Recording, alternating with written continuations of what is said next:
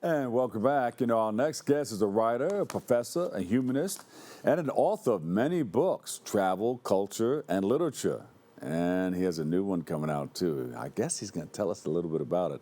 He joins us to reflect on his latest work, 1925. In the year 1925. Oh, that's another song.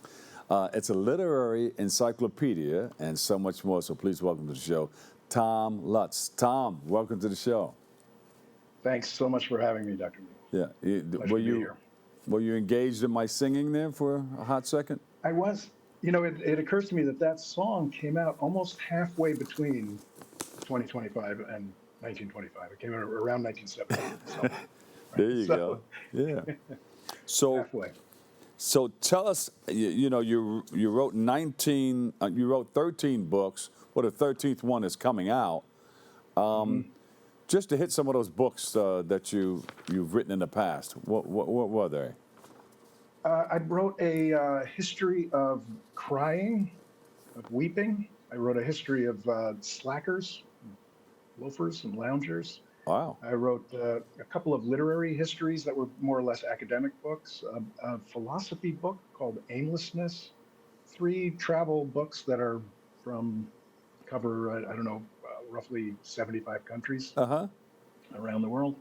And now a novel, and the second novel is the one that's coming out in October. Yeah. So what drew you to focus on an entire literary encyclopedia on the year 1925? What's special about the year 1925? Well, it is the single most amazing year in the history of American literature. It's just hands down the year that has the most classics, the most vibrant literary culture. So that's the real reason for the book to be published, to be put together. But I started teaching about the 1920s back in the 1990s, and so I have a 30-plus year career teaching courses on the 20s, and I started to get.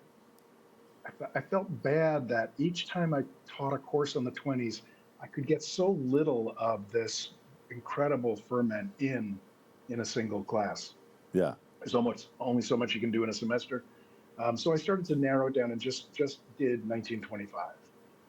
And that way I could go a little bit broader, a little bit wider, have more different kinds of books, more different kinds of films, plays, artwork.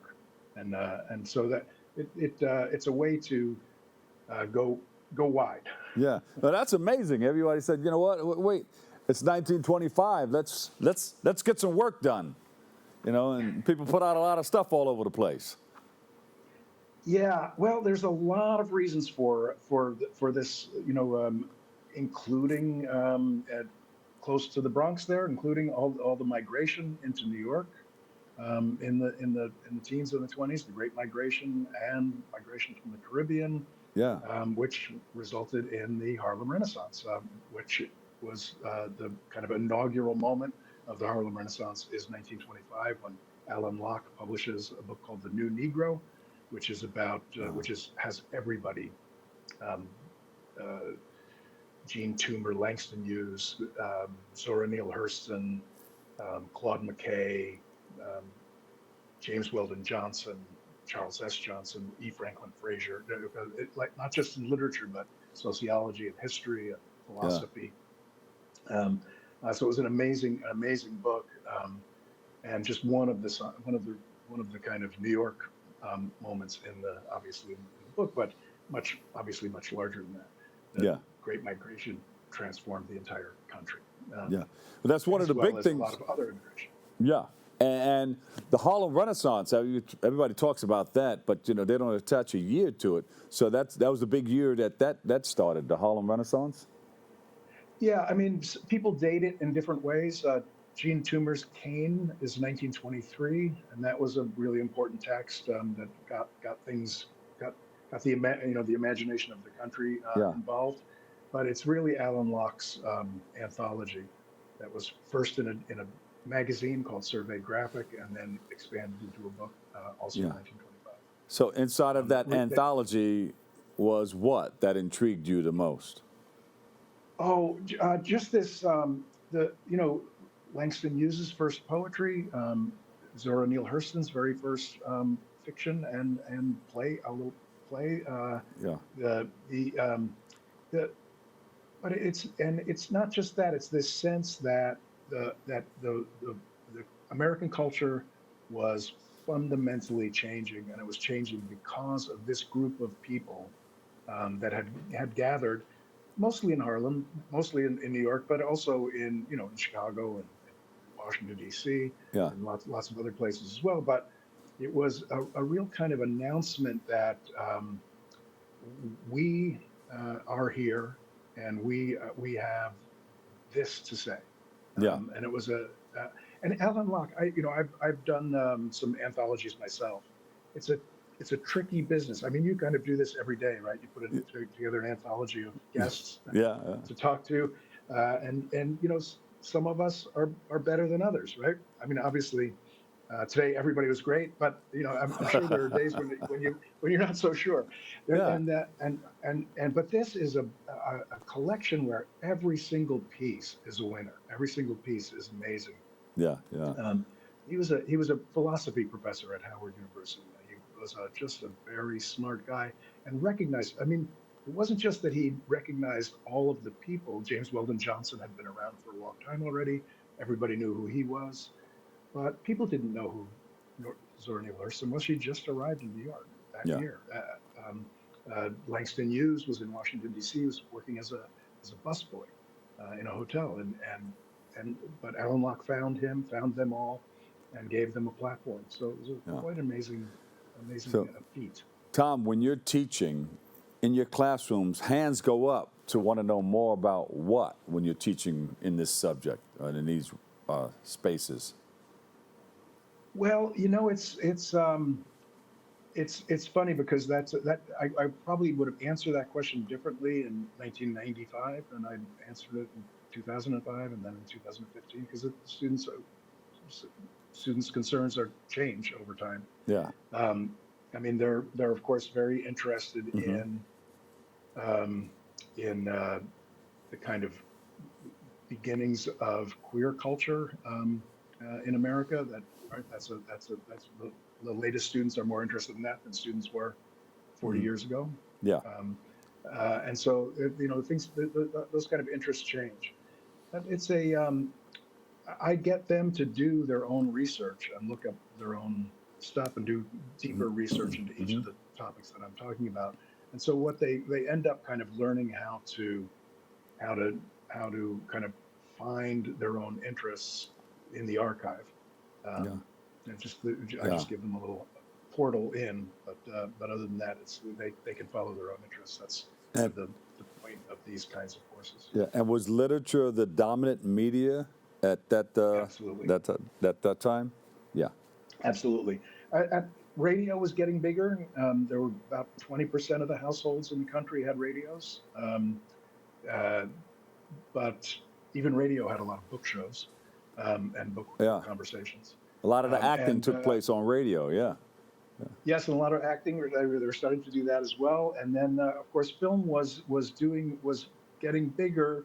People went to the movies on the average of once every 2 weeks Yeah. across the country. So compared to the 8 hours a day that we consume screens now, it's a tiny part of their life. But literature was the kind of queen of the sciences of Yeah. that Yeah. moment. Everybody thought took it seriously, and it wasn't just the books themselves, but book talk. So book reviews, Yes. even mediocre books would get dozens of reviews. Mm-hmm. Yeah, and a lot of that took place on. It's interesting to go back and listen to a lot of that.